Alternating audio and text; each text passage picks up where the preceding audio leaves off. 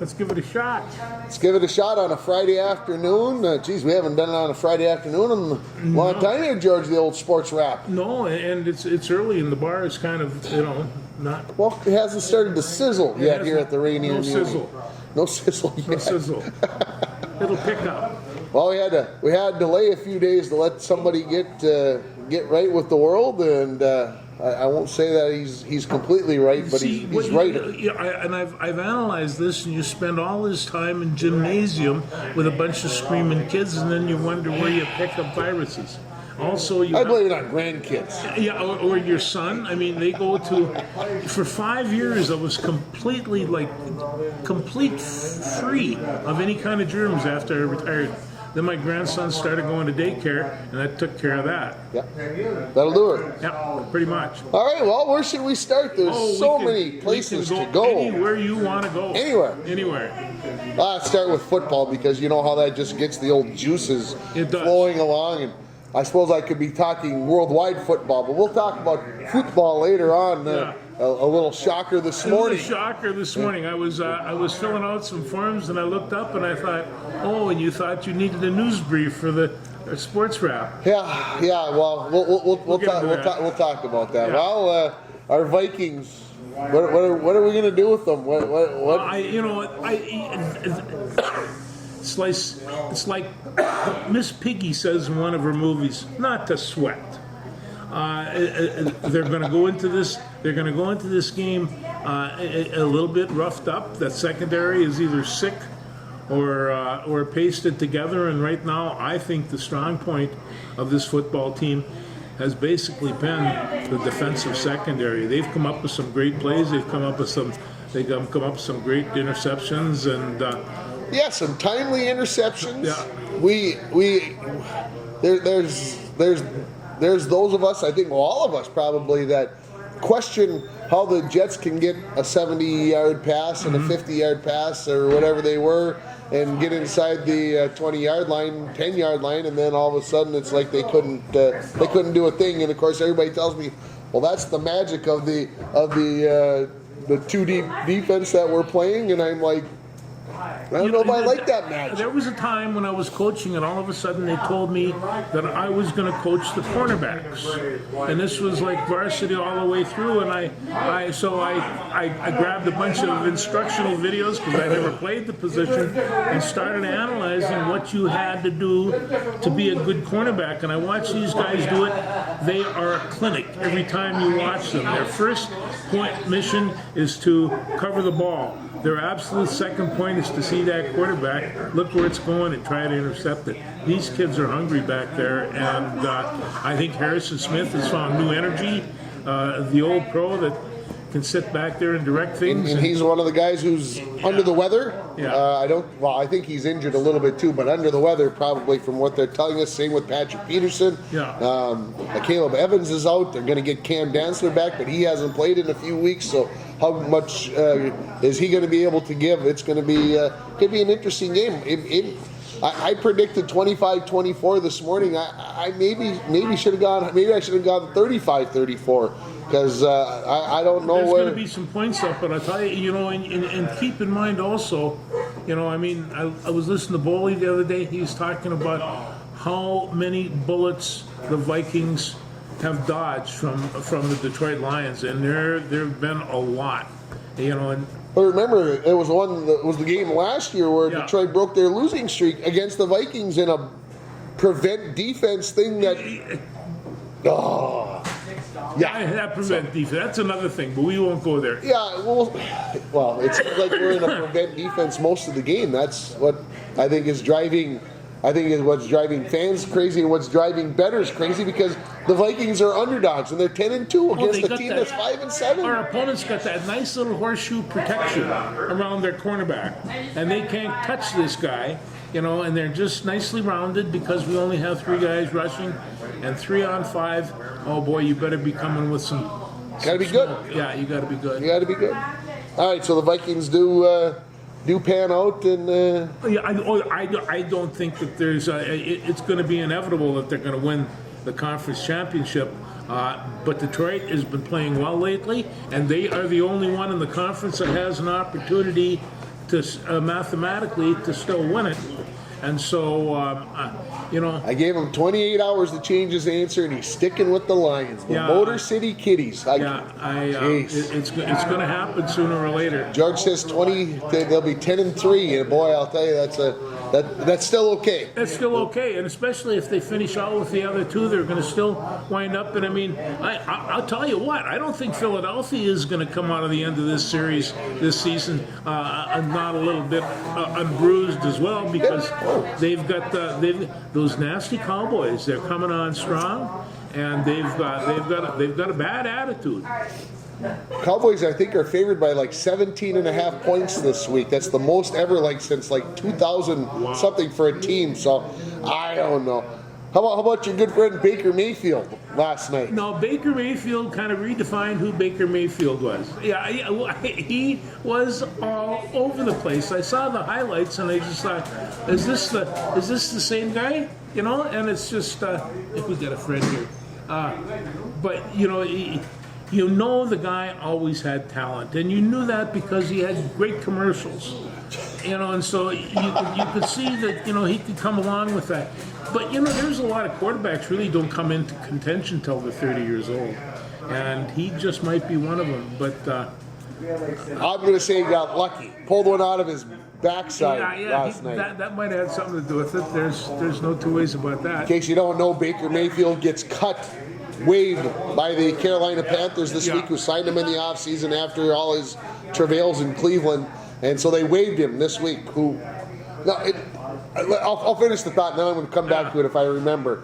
And then the Rams sign him because they're having quarterback health issues, just like the Niners and other teams. But anyway, he had to come in at the end of the first quarter, and still trailing 16-3 at the start of the fourth quarter, or near the beginning of the fourth quarter. He leads 2 touchdown drives, throws the last touchdown with 10 seconds left to win it.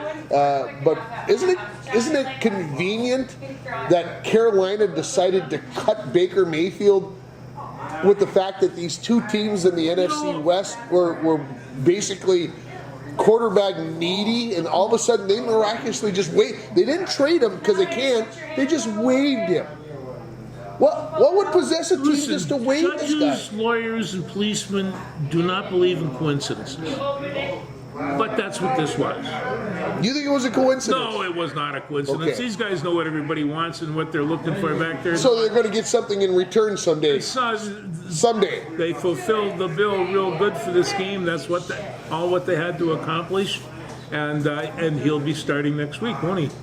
I would guess he'll probably be starting next week. Yeah, I would think so. Of course, the little business that the Congress, I guess the House put out their House report on the Washington Commanders this week, and that not only has Daniel Snyder been a fill in the blank with your worst word ever, but that the NFL basically was complicit in the fact that they were going to cover it up and make sure that nothing happened to him. You know, and I brought this up. Remarkably enough, this came up a couple of years ago, and I said, you know, if this goes so deep that if he will sell that team, they might be able to salvage it. And you think it's that bad? Yes. This man is incredibly corrupt from top to bottom, and this happens. And I'll tell you, you know, I mean, I've heard of people that were involved in the NFL and talk about the families that have owned them. For the most part, they're incredibly loyal to these people, and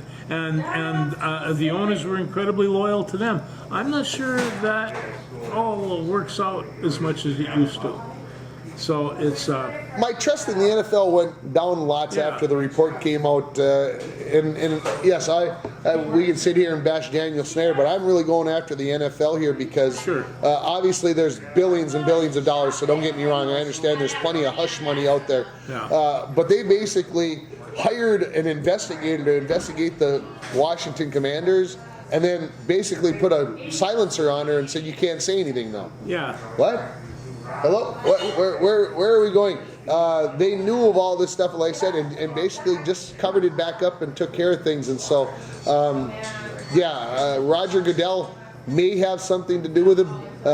But I think there's more of the owners making sure that everything's covered up and everything stays the status quo. So I'm a little disappointed this week. Obviously, if you've got morals or big scruples or whatever, this will probably go deep. For me, it would go deeper. But like I said, it's very difficult for me this week just to even think about watching the NFL. But then, if I'm going to feel that way about the NFL, I probably got to feel that way about Major League Baseball and the whole thing. And I might as well go home right now and just quit the show, because if we're going to do that, then I mean, we're going to talk about soccer later. You want to talk about things being corrupt? The FIFA is right there. Incredible. You're probably at the top of the list. So I guess I just maybe have to bite my tongue and nod my head and go, okay, there's bad people everywhere, but there's great people everywhere too. And hope that it gets better. You know, for years I would study the history of the Olympic Games, and you see these, and this happened.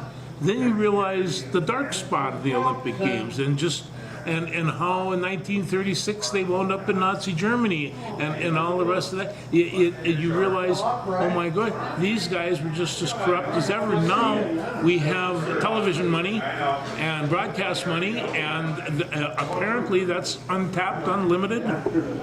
Pretty much, I would say pretty much unlimited. Well, yeah, because if you buy advertising, you just pass it on to the customer, right? That's it. That's all you got to do. The customers, we just keep eating it up, right? We just keep barreling it in. Oh, So. people don't cut back on their cable bill, except I guess I did, but Anything else in the NFL last week that? no. But the games are going to start becoming. They're going to become more interesting here in the next couple of weeks, and 5 weeks left. 5 weeks left. You know, we are in the second week in December. Yeah, hard to believe. It kind of flew by. Let's talk a little college football from last weekend. Yes. The championship games, and of course the bowl games came out in our top four. And Yeah. so, talk about what you saw as surprises. You know, it's like if you're going to go to a mediocre football game, I think it might be fun to go to New York and do it. Wow. So, So you're saying the Pinstripe Bowl is mediocre? I know what you're saying. I know what you're saying. I know what you're saying. I shouldn't say that, but it's true. not It's true. Yeah. Yeah, I mean, if you're gonna Middle go watch a bowl game, you Yeah. might as well spend the extra couple $1,000s and go watch the Rose Bowl or something, Well, right? I would Right? guess, but I guess that, you know, I could see, you know, going to New York, catching the game, catching a couple of shows, having Freeze dinner, your you know. tuchus off outside. That's what I've learned about outside football in December I've or learned November. that. I have learned that as well. But you know, I think they'll have a good time out there, and this is basically. I think you have to take a look at this team as being a bit of a disappointment. I think we wanted a little bit more, and when Atman Bell went down. That eliminated a lot of what was going on with their passing game, and you know, and Tanner Morgan. Well, you know, geez, he gave 5 or 6 of the best years of his life playing that position. I like what PJ has put together here. I am disappointed in some of the mistakes during the game, because we watched a lot of their football games, and there was almost, safe to say, a coaching error pretty much every game that you could see as a potential coaching error. And it's just, you know, when you see that, this when you make this many decisions, bad things happen and stuff.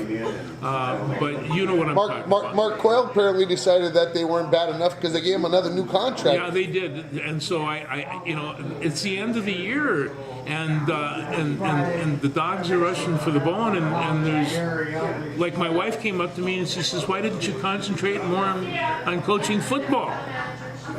Why? PJ did. Look what he's doing.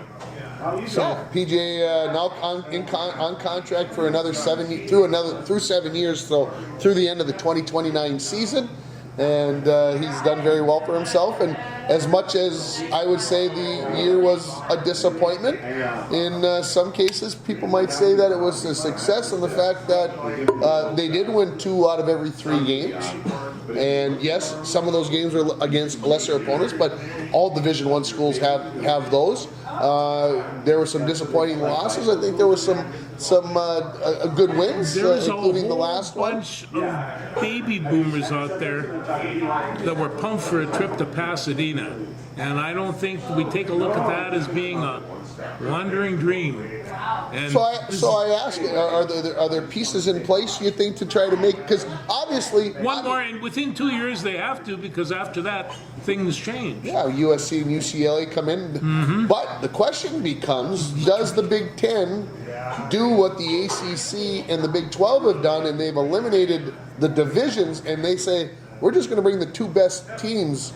So it's, in theory, Ohio State and Michigan could play on the last week of the regular season, and in theory, they could play the next week in the Big Ten championship game if the Big Ten went away from their divisions. Well, I mean, but the same thing happens. USC has a fantastic team. They're in the top 4. They lose to Utah. It's you don't know what's around the curve. Well, there. let's talk about that. Yeah. Because USC has to feel like they got kicked in the keister a little bit. Oh, because Ohio State bumped them. And, Well, because Ohio State bumped them and TCU lost as well in their conference championship game, and miraculously TCU didn't fall. no, So how the blazes does that work, George? I just know I watched the end of the USC game and I just thought, oh, this is going to cause a lot of commotion, and you could just tell, because people were really counting on USC winning this game. It had an awful lot to do with how the ratings were going to come down. And, ooh. Yeah, obviously the college football playoffs is disappointing in the fact that the West Coast does not have a team in there. No. USC takes care of business. They've got both coasts covered. They've got the middle taken care of with Michigan. Yeah. And they get Texas if TCU takes care of business. Sure. No, it's an interesting decision It because sure I throw this out here. What if USC had won and TCU had lost? Would TCU losing in overtime, would they have dropped to 5? And would Ohio State moved up into that 4? Or would TCU have stayed in there? I know it's all ifs and buts, but You as know, my brother would say, yeah. The southern part of the country, okay, they get a lot of respect. And TCU is one of those respectable teams. But, you know, it's kind of like Texas Christian. Those are the Horned Toads? Horned Frogs, yes sir. Oh, yeah, not Toads, I'm sorry. Horned Frogs. The Horned Frogs. Yeah, So, to they me, are a very good team. I watched them play. Yes, Max Yeah, Duggan's a they're good very good quarterback. team. All the other stuff. I don't have anything against And of TCU. course- But my question is, USC loses, TCU loses, TCU doesn't drop, and USC does. USC's got a legitimate complaint other than the fact that they lost by 23 points. Oh, and you would see, and TCU lost in overtime. and you would see Saban rushing the thing and saying, "Okay, I told you it's time for us to pull us back in." So yeah, it's you know, and when you increase this thing to 12, is that going to fix anything? No, because there's still going to be a team left on the outside, but you will feel like the top teams will be in, and then, you know, poor number 13. Well, okay, you didn't get in, you didn't have your chance, you didn't have a chance anyway against Yeah. the 4 big boys anyway, Yeah. or whatever. So, anyway, having said all that, TCU doesn't move. Should have probably followed the 4, but Ohio State would have then moved to 3, but they didn't want Ohio State and Michigan playing In the same in the bracket. semis. Yeah. If they play in the national championship, then so be it. But, you know, here's what the SEC's got to be saying. Aren't we the best college football That's conference exactly in what the they're world? saying, yeah. Aren't we the best? And Big Ten's got 2 teams in the Final Four? What is now going you tell on? me what the beep is going on, because Yeah. that doesn't make sense. So anyway, Ohio State gets to play Georgia. Does Ohio State have a chance against Georgia? Well, they have a chance. Is it going to happen? Probably not. Okay, let's go to the other one then, because we feel the same way Yeah. on that. What about Michigan TCU? I think Michigan's going to win. Okay, I think Michigan take down Georgia. That I'm not sure of. I think, as much as this pains me to say this, Yeah. I've kind of come maybe to the realization that maybe Michigan is better than I think they are. I think they are too. But Georgia's a really good football team. They have a truly outstanding offense and defensive lines. And that's where it all starts. Yeah. I don't know who Whoever said that. who keeps telling you guys that over the last few years, but All right, so we believe that it'll be Georgia and Michigan that will win, and they'll play for the national championship on January 9th, 2023. Yeah. Okay, no upsets is what we're saying. Hey, you never know. Okay, anything else college football-wise that you want to talk about? Army-Navy. Who? This is the 123rd meeting.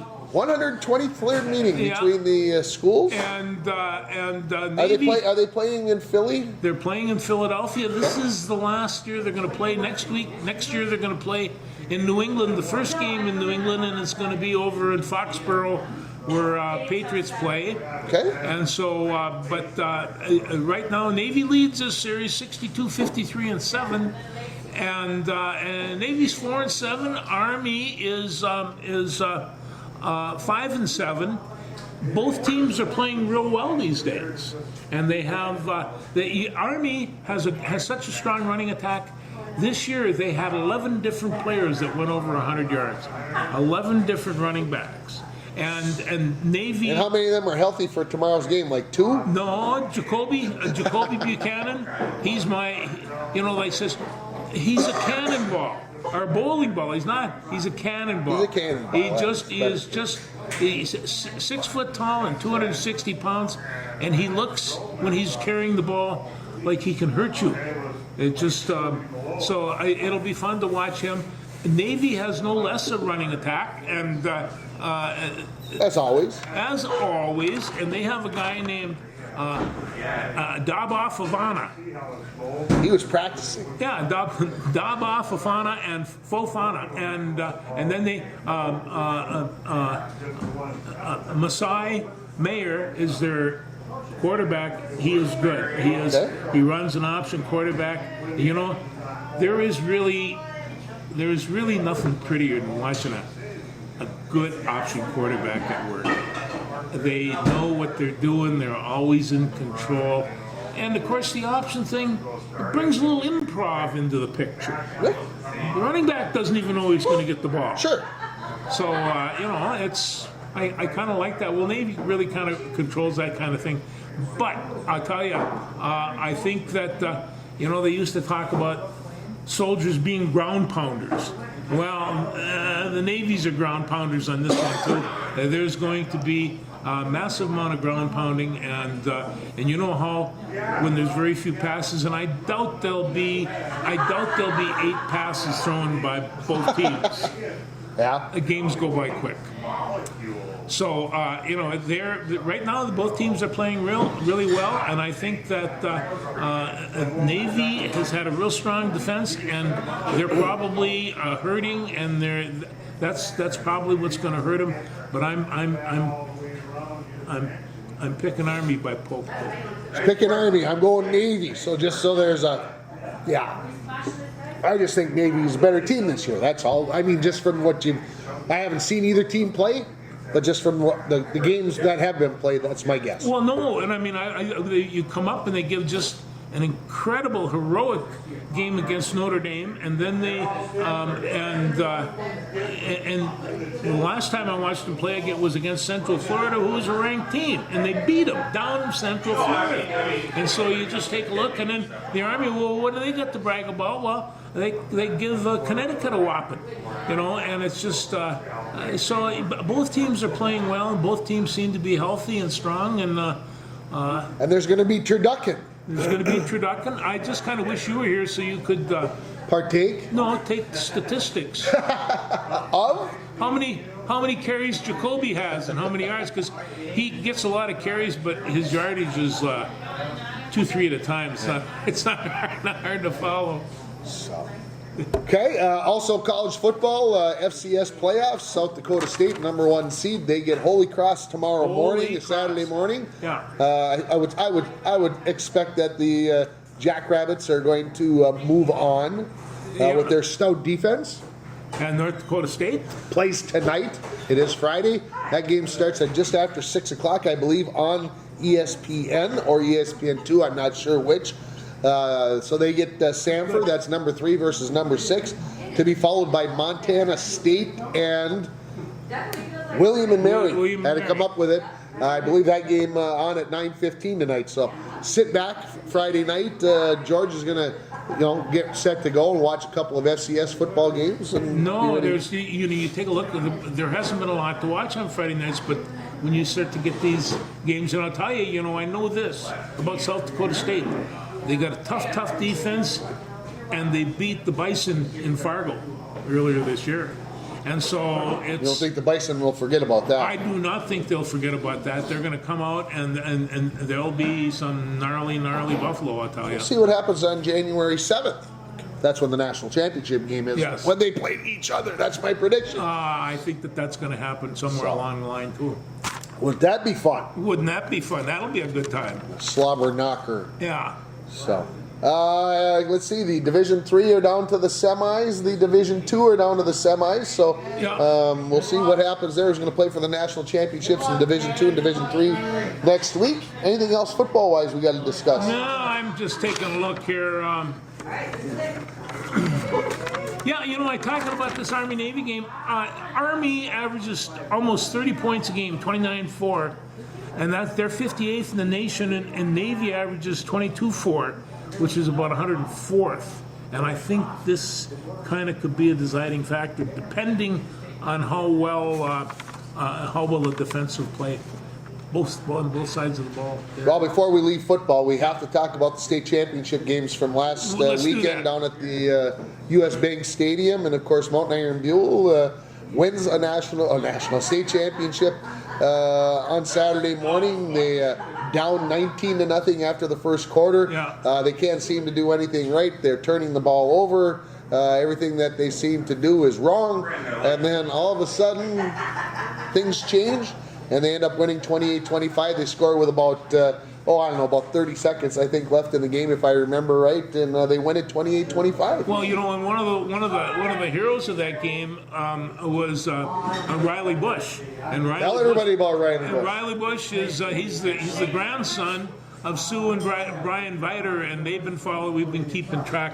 What hasn't known is that he was injured in that last game, and it was a concussion. He has not been back to school. So, he Sounded like it was a very physical game. It sounded like...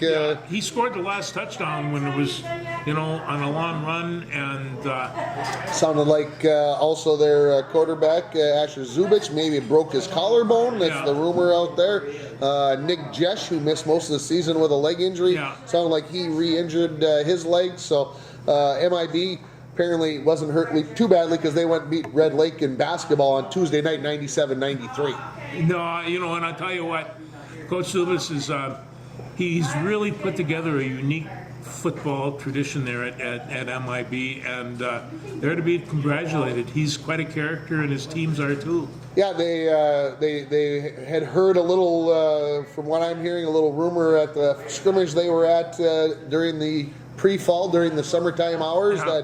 that they were from Section 7, and nobody can win from Section 7 because there's no good football in Section 7. This was from some Section 8 teams, and that kind of fueled the fire, and I guess give my props to MIB. They had a sign up in their locker room for Elbrook, the last Section 7 team to play in a 9-man state championship game in 1989. Yeah. That was the last time. So kudos to MIB. Congratulations. Always remembering history is a good thing. It's a good touch. I'm glad we went down and called that game. You get a little attachment to a good group of kids. Also on Saturday, a 1-point win for New London Spicer. London Spicer. If you haven't seen the play to win the game on the final play of the game, then where have you been? Because it was the #1 play on ESPN. For their top plays, so you got to get back there. I'm sure if you type in New London Spicer into your browser, boom, it's going to come up. Of course, the unscripted lateral after the pass. My question is, and I haven't said this to anybody before this, is where were the other Dilworth, Glendon, Felton defenders? Why wasn't there somebody? Why wasn't there somebody there defending that? To another guy to defend the lateral? Where was the other guys? No, and the big guy that took the lateral, once he got it, he was a wide open cat, and it's So, but it was exciting, and they were, and the way the announcers were calling it, they were screaming and shouting and going berserk. This is the greatest play in high school tournament history, and it goes on and on and on. And I'm starting to think, and you have seen a lot of those plays, but yeah, that's about as good a one as you're going to see. Yeah, he goes down probably as the biggest. Matamidi had a play against Hutchinson probably, in the early 2000s, down by a point, down 8-7. They threw a tip pass, not a lateral, a tip pass that goes over the top of everybody, and the kid caught it behind and ends up winning 13-8. That was probably the biggest play. Before that, it was Blaine scoring against Lakeville. The quarterback diving inside the pylon. Was he inside? Was he inside of the pylon? Yes or no? 25-24, the final. Blah blah. I mean, you could go on and on about some of the great plays. But this will go down as probably the best for a while. It'd be hard to top that. But exciting stuff. Got to feel for Dilworth, Linden, Felton, because they had scored. They had that game. They scored with like 24 seconds left to go ahead, 26-21, and looked like they were finally going to get over the hump, because New London Spicers has won title before, so it seemed right that DGF should get theirs, but did not. Elk River comes through, beats Mankato West by 3 points. So the 3 games on Saturday decided by a total of 7 points. The games are fantastic. I watched all 3 of them, and after the New London Spicer, my son-in-law is from New London, and that's where he went to school, and my daughter called up.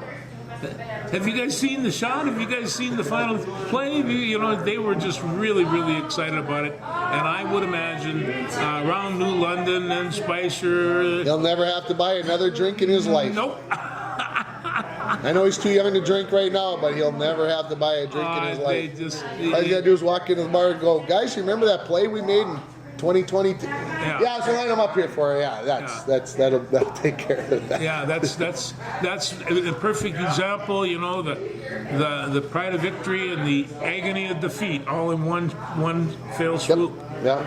And those guys from from Dilworth, they're never going to forget it either.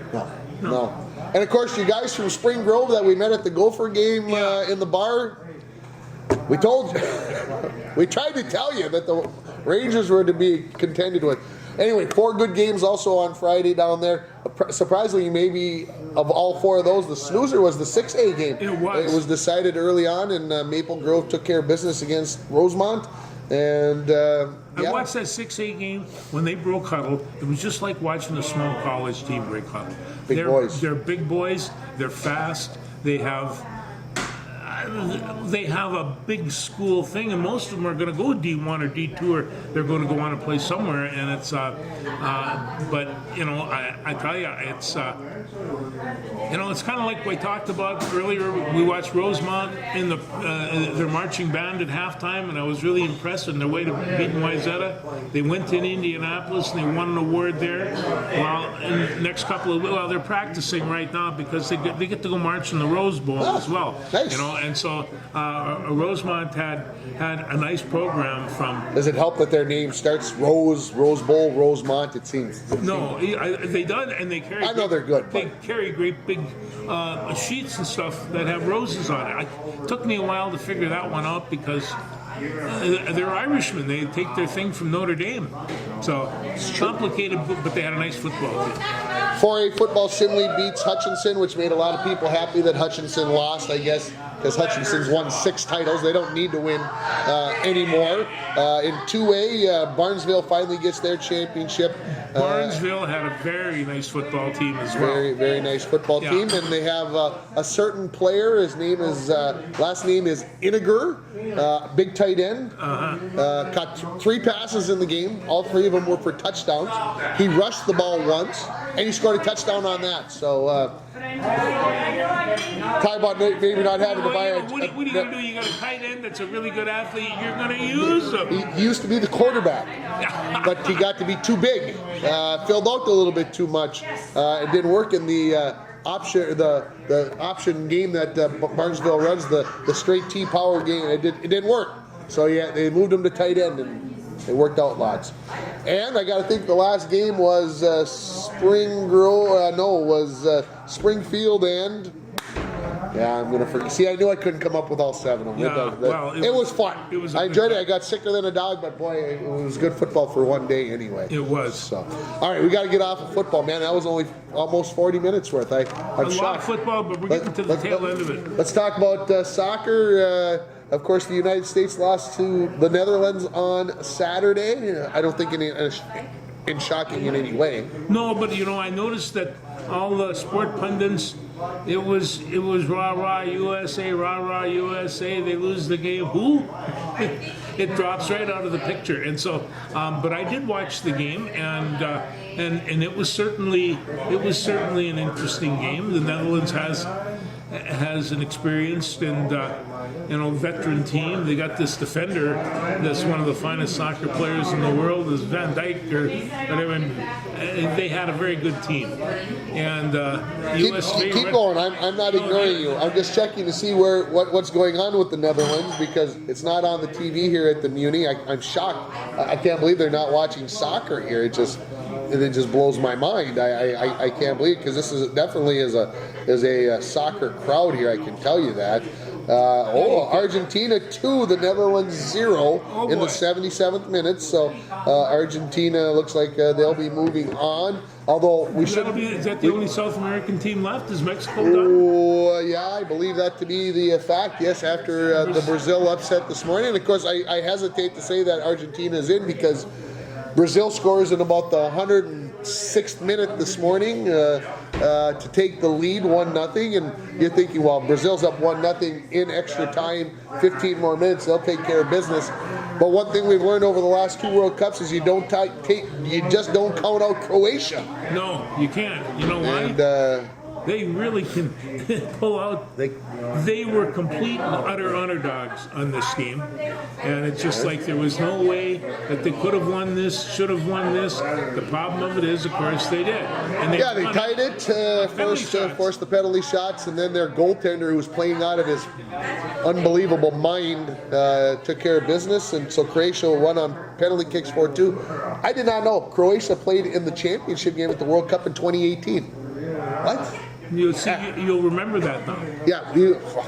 Yeah, when they come here in 2026 to the States and Canada and Mexico, yeah. The New York Times kind of said, as Brazil danced, Croatia scored penalty kicks.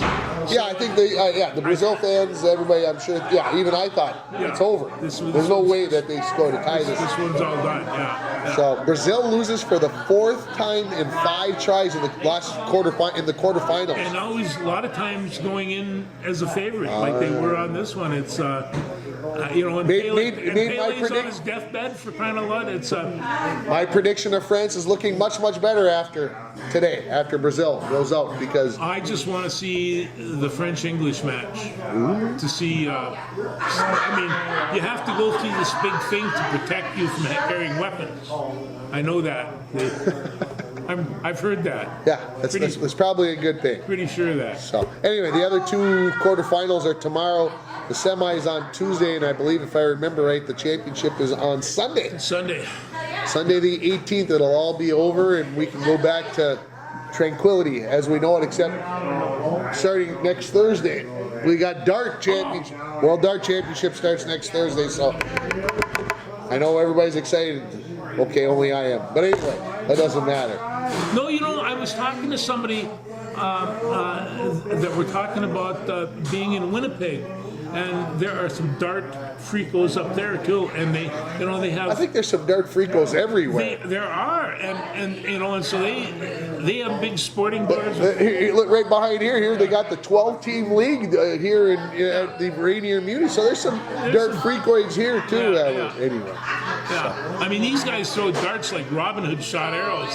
They are very, very good. It's pretty scary. It is. How good they are. You want to talk hockey or basketball? Which one would you like to go to? Well, hockey. Let's just go take a little trip of hockey here. All right. It's number one. We have to say this to Kirill Kaprizov. Don't go back to Russia. Don't go back to Russia. Don't go. That's the first rule we should have. The second, Take his passport away from him. don't let him go anywhere. Don't let him leave the country except to Canada. Yeah.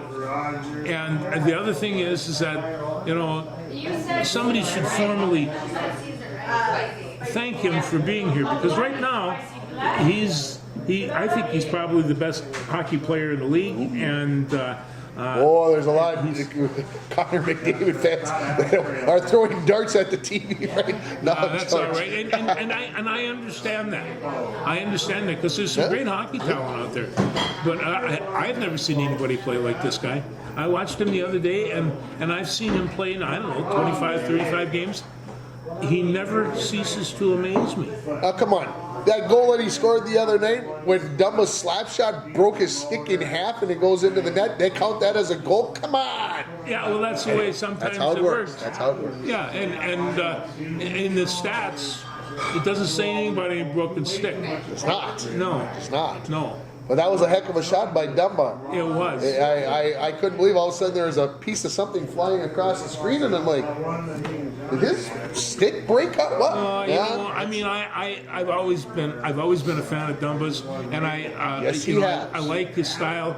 I like his size. He can get up underneath the pads of those big tall guys and really drill them because he's strong and tough and stuff. I know some people think he's a little bit small for them, but he more than equalizes that with tough. Yeah, disappointing loss for the Wild Wednesday night in Calgary. They scored twice in the first 2.5 minutes. Calgary scores on 3 shots, 3 goals on 3 shots in the start of the second period. Some people might say that it had something to do with the officiating, where the Wild had 4 consecutive penalties called against them in a game that, anyway. The Wild tied it late in the third period and then allowed the game-winning goal 12 seconds later, and that's what they wrote. You know, you hear in football how bad the officials are. You hear this in professional basketball, how bad the officials are. Baseball, I mean, it's a game-to-game deal with how you feel about the umpires. Is it the same way in hockey? I mean, is there just like, oh my God, these guys are awful in terms of... I think the biggest complaint that people have is that it always seems like the team that's the home team gets a benefit. Yeah. Okay, it's probably human nature a little bit there. But that if a team falls behind, that referee feels like they've got to do something to keep the other team in the game. And so it was a double whammy for the Wild the other night when you're up 2-0 and you're on the road, and all of a sudden you get 4 straight penalties. And the one that created the first goal was a penalty against Greenway, where it looked like the goaltender ran into Greenway rather than Greenway running into the goaltender, and he gets called for goalie interference, and the power play leads to a goal. And yeah, that was a pretty ambiguous call, but it's a pretty ambiguous rule, and it's the goalie is, once he's inside his trapezoid area there, he's kind of king. He can pretty much do whatever he wants. You know, and I've known enough goalies to they would take that cheat. serious. Yeah, Not Lefty Curran. He would never. He'd just punch your lights out. Lefty. Lefty, where are you at? Where are you? Yeah. He always had a pretty good attitude. Understand it was only a game. UNB played Colorado College last week, get a split. They looked horrible on Friday night, played well on Saturday night. They get Denver, number 1 Denver this week at Amsoil, and I'm expecting the worst because we don't play well on Friday, and I'm expecting the best on Saturday. So I take a split against Denver. Why not? Sweep would be much better because the UNB needs a lot of help if they're going to make the tournament. They've got to make a turn here in a big hurry, or they're going to have to end up winning the NCHC. So well, as long as it comes up by, with the Tigers, Dane Montgomery plays for North Dakota, and his little brother next year has signed to go play with Colorado College, and so we have that's of course Shelley Glowac's kids, and so they are going to be. I don't know how they're going to do that, except one will wear one jersey and the other one will wear the other. I've got a Tiger jersey that I was given to. Well, we got from the Hall of Fame thing. I think I'll try to get that to Shelley, but Not a bad idea. Yeah. I think that would be an appropriate thing. So anyway, lots of college hockey. Kind of the last weekend, because of course it's exam time coming up. So last weekend of men and women's hockey until we get to the new year, till we get to New Year's Eve and January 1st they'll play some games around that time, and then of course things will kick in after that. So I thought I should get a UND reference in there as long as I had an opportunity. go Bulldogs. Before I forget, and before we go to basketball, a rare opportunity this weekend. St. Scholastica is hosting an indoor meet, track and field meet, this weekend. And the Erickson family from town is going down because oldest sister Lexi is running for Bemidji State, and younger sister Emma is throwing for UWS. And so they're going to get to compete at the same meet against each other. So the whole family's going down to watch. So they're going down to watch UMD and Denver tonight, stay overnight, and then get up early in the morning and go watch the track. Hey, this is the time when raising kids are fun. Who would have ever guessed that they would be on opposite sides, especially since Lexi was at St. Scholastica, now at Bemidji State running there. And anyway, it's a little international false side note. All right, let's talk Wolves. The Wolves. Oh boy, did you hear the wind go on? That's sucking. Well, we have to take with unemotional look. Rudy goes back to his home court. 16 Tonight. points is, he's going there. He's going to do just fine. The last time they played, he's fine. He's going to get whatever accolades he needs from there, and then I think he is going to start coming around. In fact, I think that Timberwolves are going to start coming around because the big cat isn't there, and he takes up an awful lot of air. I'd like to hear that you're starting to agree with me, maybe. No, he really does. The problem of it is that what would be frustrating as a coach to see talent like that and not having it be beneficial to the team. That would drive me just right nuts. And I think Rudy Gobert wants to come in. I think he wants to be the center man. I think he wants to play that big, strong defensive. Well, I think Karl Anthony Towns has conceded that he's that big guy, and Karl Anthony Towns has this ego problem though, that he can get along with other kids, and he's a selfish baby. Oh. And it's one of those things where what we were used to, Bill Russell did not average 10 points a game. He probably, while he had 4 or 5 block shots and 16, 18 rebounds, but he just led. And there's so many different ways of doing it. So, and numbers just aren't all of it. In fact, are rarely all of it.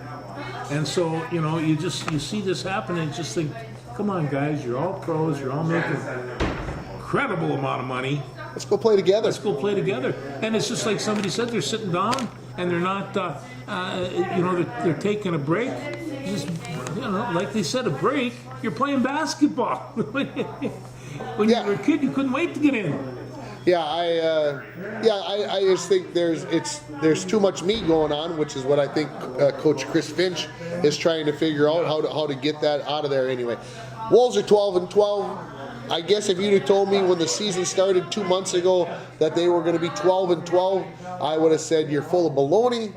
But it is what it is, and there's a long way to go. Remember, there's still 24 games. There's still 58 games to go. So hopefully they'll get things figured out. Like I said, they're kind of like a yo-yo. They kind of play up and down. We'll see how things pan out. I want people to be able to go to the arena and take them serious. Right now, Rudy says, don't boo us. Well, that is not going to motivate people in that audience not to boo. They want to have something to cheer for.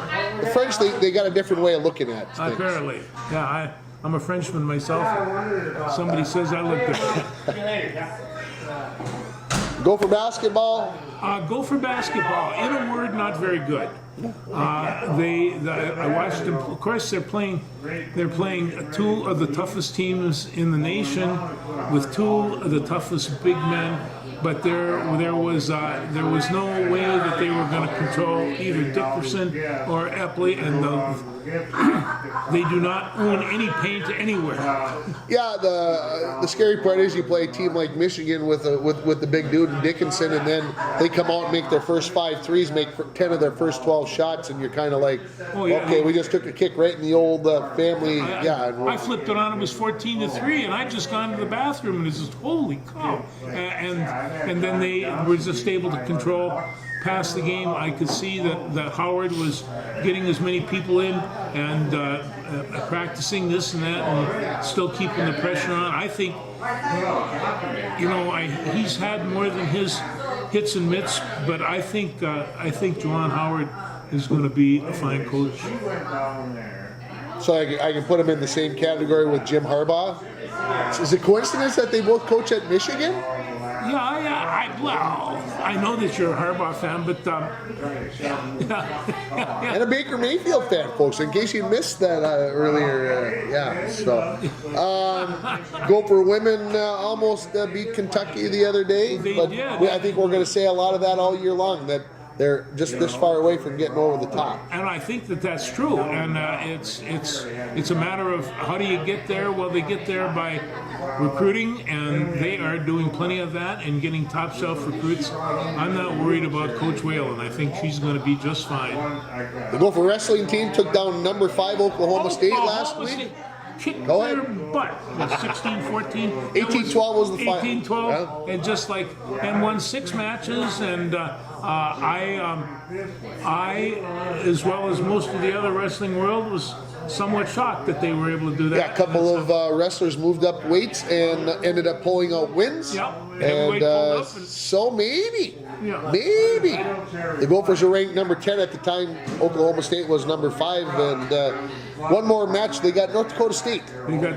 This weekend. As a matter of fact, I think it's tonight, if I remember reading correctly. Yeah. So we haven't talked much wrestling yet. George is too busy with the Blues Hour and his TV and his radio shows and all this other stuff. He hasn't got into the wrestling yet. Well, that was working until about a week ago, when my daughter invited me to go down to Anemia for a triangular, and all of a sudden I started taking a look at some possibilities during the week and seeing some of these matches. And also when I go down, we're going to see an International Falls boy, Mr. Hudson Mann.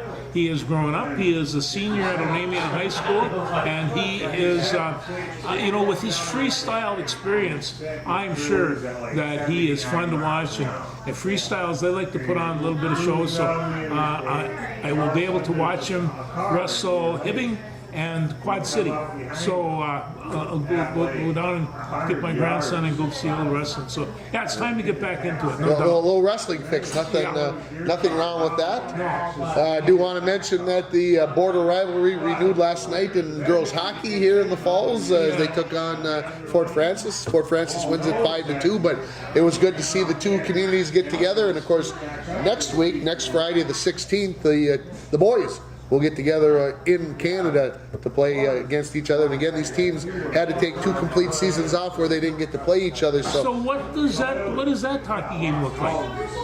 Oh, that'll be interesting. The boys' game, I think it's going to be interesting. Right now, of course, the Bronco boys are 0-3 on the season, and of course, Fort Francis has played. They'll be in the low 20s with all the games. They call them exhibitions, but those are any game that's not in the league is an exhibition game, and so they'll probably have pretty close to 20 games. So Fort Francis will have the advantage in the fact that they played a ton more games and everything else.